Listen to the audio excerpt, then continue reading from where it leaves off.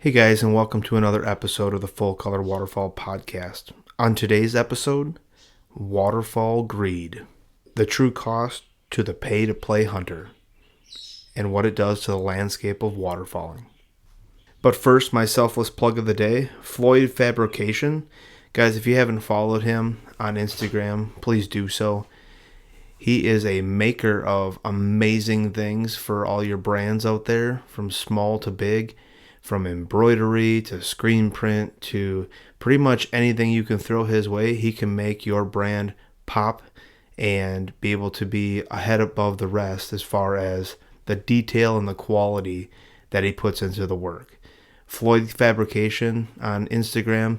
Check him out, guys. Amazing page, amazing work. You won't be disappointed.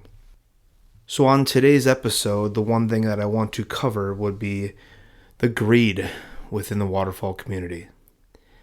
And when I say that, it's not just the greed for being able to be the person that gets the most amount of ducks or the most notoriety for having the biggest social media page, but more so the landscape of what greed for money does to the waterfowl community as a whole.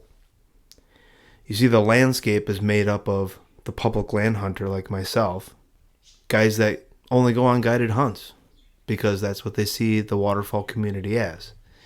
They don't want to put the work in to hunt public lands. They would rather have somebody that's all pre-set up, ready to go, and all they got to do is grab a gun and some friends, some ammo, sit back and relax and shoot some ducks.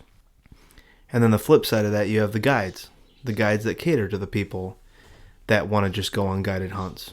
And then you have the people that do a kind of a 50-50 mix, or a 25-75 mix of public land hunter and guided hunts, however you want to flip that, percentage-wise.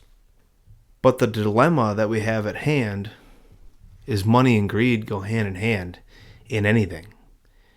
And it can actually, especially go hand in hand in the waterfowl community itself. You see, when I got into hunting wasn't something that was shared on social media. You weren't looking for followers. You weren't looking for likes. You weren't looking for the attention of what hunting was for you. The only attention that you seeked in hunting was being able to share it with your father or your grandpa. Share it with your friends when you were highly successful on a hunt. Whether that be hunting a deer, turkey, ducks, geese, all of the above. See, most of the bragging that you did was through Polaroid pictures and through pictures that you printed off at Walgreens or wherever you got your pictures taken, or wherever you took your pictures to get printed out, so you could show other people how highly successful you were. But in the age of social media, with everything at our fingertips, that's changed a lot of things. You see, in the recent years, I would say last 5 to 10, social media has made waterfowling cool, air quotes. And in turn, created greed from a lot of landowners.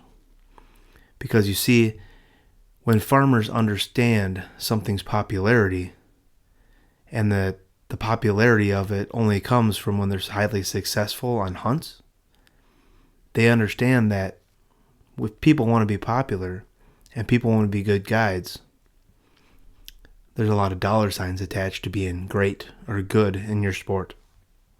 You see, a lot of, in the last 5, 10, I wouldn't even go 15 years, but more so in the last decade here, with waterfowling becoming bigger and bigger as social media grows and everybody flocks to different things, whether it's deer hunting or duck hunting or turkey hunting, everything has a cost to it now. Everything has a profit to be made. If you can turn a natural resource into dollars in your pocket when farmers aren't making it from farming, why wouldn't you? And I understand their point of view. If you have a farm that's underperforming or not being able to make the bills, and you can make a couple of $1,000 extra by leasing a field or allowing a field once it's harvested or partially harvested to be flooded, why wouldn't you? Totally understand the logic behind it. But where the dilemma comes is For some of these guides in order to put their people on birds are paying exorbitant amounts of money to be able to lease fields to prevent other people from using those fields. And in turn, what it's doing to the waterfowl community is it's making the days of door knocking and getting permission because you shook a hand and agreed with a farmer that you wouldn't leave trash behind, you wouldn't drive in his fields, and you would respect his property, a thing of the past. You see, I hunt in central Wisconsin, and different parts of the state and different parts of the country might be very easy to get permissions. However, around here, it's impossible. You go to certain areas down south, central Wisconsin, southern Wisconsin, yeah, you might get some permissions. You might get an old farmer or somebody that took over the family farm that, if you ask in the right manner, you might get permissions to go on some of their properties and hunt geese or ducks or whatever the case may be. But with the popularity of it also comes the bad apples. The people that'll ask permission and leave those hulls behind. Leave those shotgun shells and garbage and cut down brush they were told not to cut down and drive trucks in the fields that they were told not to drive into. And it takes one bad apple to ruin it for all of us. Now you put into the mix, there's money to be made. 99% of the time that answer is always going to be no when you're door knocking. Because if there's no money exchanging hands, why would I let you use my property? And what I've heard from guides that I've talked to is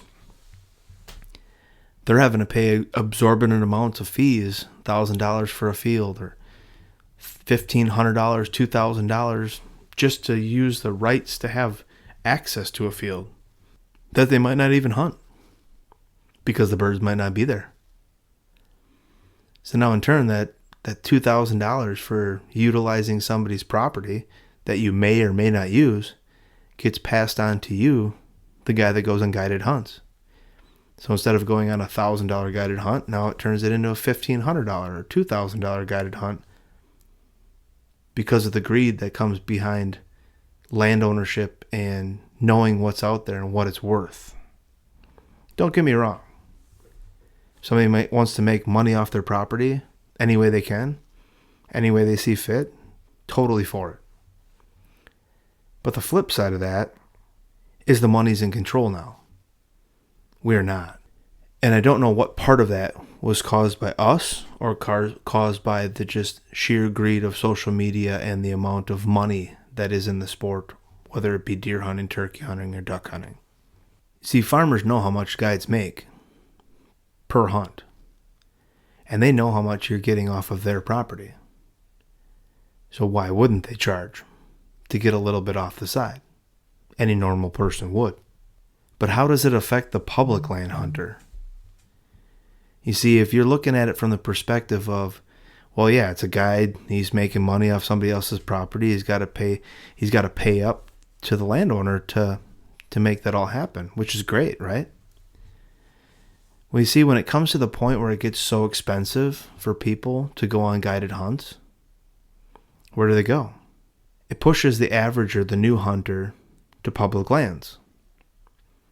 And what's the problem with that? Well, if too many people want to get into the sport because of the popularity of it, and they're getting pushed to public lands, but we choose not to advocate for public lands and public land use, well, when you have less and less and less public land, but you have more and more hunters wanting to be able to get into the sport, geez, what's wrong with that? You're stacking people on top of people and then wondering why you don't go home with anything, or you go home with one or two ducks.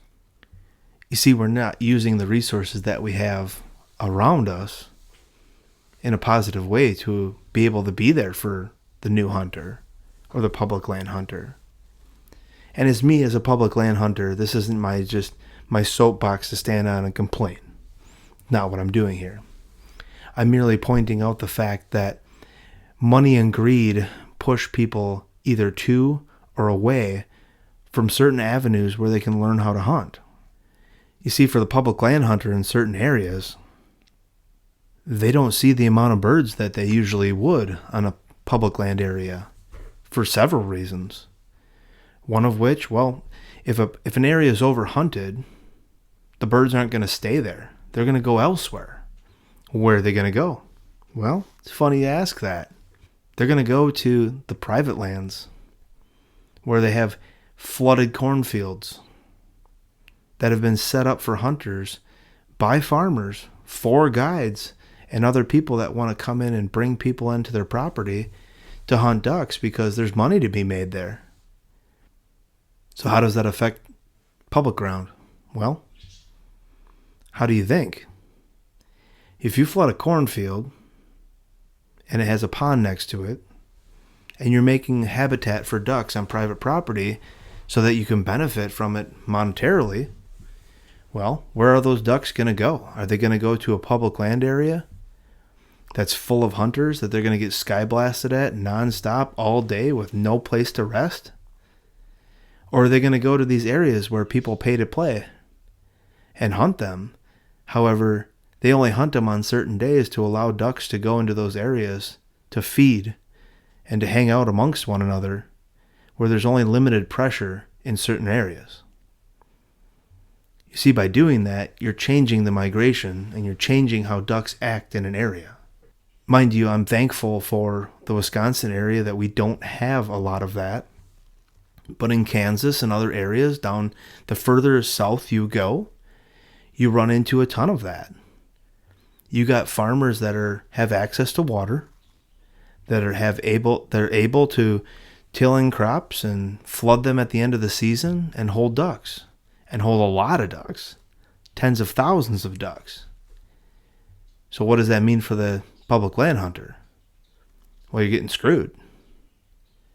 The ducks aren't using the areas that they're normally using. And then compile on top of that the hunting pressure, and you're left with next to nothing. So what does that make us? That puts us in a predicament, right?